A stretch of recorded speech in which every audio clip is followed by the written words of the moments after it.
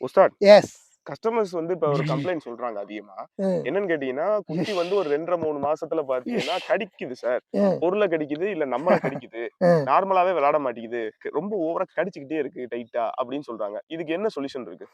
இதுல 2 விஷயப்பா. ஒண்ணு பாத்தீங்கன்னா, பல்லு விழுறதுக்கு ஸ்டார்ட் ஆகும். ஸ்டார்ட் ஆகும்போது என்னன்னா, இந்த மாதிரி கடிக்க தோணும். 2வது நீங்க அவனுக்கு சரியான ஆக்டிவிட்டி குடுக்கல. அவனா ஒரு ஆக்டிவிட்டிய உருவாக்கிட்டான். எதனாச்சும் கடிக்க நினைக்கிறான்ல, அவன் என்ன நினைக்கிறான், அது என்னோட ஆக்டிவிட்டி. அப்ப என்ன பண்ணணும் நீங்க, அவனுக்கு கொஞ்சம் டைம் குடுக்கணும். குடுத்து அவன் கூட ஓடவோ, விளையாடவோ ஆக்டிவிட்டி குடுக்கும்போது, அவன் டயர்ட் ஆயிட்டு, அவன் என்ன பண்ணிருவான், இந்த மாதிரி பால்த்து ஆக்டிவிட்டி விட்டுட்டு அவன் ரெஸ்ட் பண்ண கிளம்பிருவான். ஓகே. சரி இப்ப ஆக்டிவிட்டிங்கிறது எப்படிலாம் குடுக்கலாம்? நீங்க பால் போட்டு விளையாடலாம். பால போட்டு விளையாடும்போது அவன் என்ன பண்ணுவான், அந்த பாலுக்கு அப்படியே கான்சன்ட்ரேட் பண்ணுவான். மத்தது வந்து கடிக்கிறத விட்டுருவான். ஓ அப்ப விளையாடும்போது அந்த பால்ல மட்டும் கான்சன்ட்ரேஷன் இருக்கும். மத்தத கிடைக்கும். சார் இப்ப அதுலயும் ஒரு கம்ப்ளைண்ட் பாத்தீங்கன்னா, என்ன நெறைய பேர் பால் நாங்க குடுக்குறோம் சார்.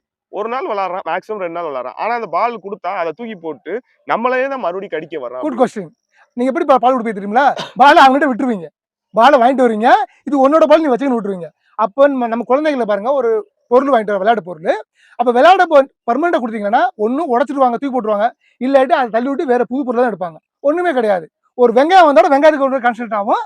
அந்த பொம்மைய விட்டுருவாங்க. பொம்மைய விட்டுருவாங்க. ஏன் விட்டுருவாங்க? பொம்மையோட விளையாண்டு போர் அடிச்சு போச்சு. அப்ப என்ன செய்யணும், நீங்க பால் உங்களோட விளையாட போகும்போது அவனுக்கு விளையாடணும். திருப்பி இந்த பால வந்து அவுட் பண்ணிடணும்.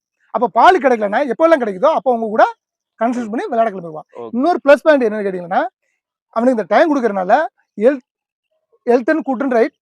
2வது வந்து சைஸ் நல்லா கிடைக்கும். 3வது பாத்தீங்கன்னா, நீங்க என்னென்ன சொல்றீங்களோ அதெல்லாம் அப்படியே பெர்ஃபெக்ட்டா கேட்பான். நம்ம டைம் ஸ்பெண்ட் பண்ணும்போது இது எல்லாமே நடக்கும். ட்ரெயினிங்கே தேவையில்ல. ட்ரெயினிங் குடுக்காமயே அவனுக்கு ட்ரெயினிங் குடுத்த மாதிரி ஆயிடுச்சு. எஸ் ஆர் நோ ஈஸியா கத்துக்குவான். செய்யக்கூடாது, செய்யலாம் அப்படிங்கறத கிளியரா கத்துக்குவான். ஓகே. உஸ்தாத், இப்ப பால் வந்து இன்ட்ரெஸ்ட் எடுத்து விளையாடுற பப்பீஸ்க்கு நீங்க சொல்றது ஓகே. ஓகே. சில டாக்ஸ் பப்பீஸ் பாத்தீங்கன்னா பால் போட்டோம்னாலும் எடுத்து விளையாண்டு போர் அடிச்சா பரவாயில்ல, அவங்க தொடுறதே கிடையாது.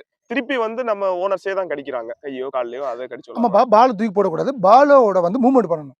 எப்பயுமே பாத்தீங்கன்னா நீ நின்னீங்கன்னா உங்க மேல இன்ட்ரெஸ்ட் காட்டாது. அதே மாதிரி ஓடுனீங்க வச்சுக்கோங்க, உங்க பின்னாடி ஓடி வருவாங்க. அது மாதிரி இந்த பால் என்ன செய்யணும், மூவ்மெண்ட் பண்ணணும். மூவ்மெண்ட் பண்ணும்போது அவன் என்ன பண்ணுவான், பாத்துக்கிட்டே இருப்பான். கொஞ்ச நேரம் வந்து ஜம்ப் பண்ணுவான்.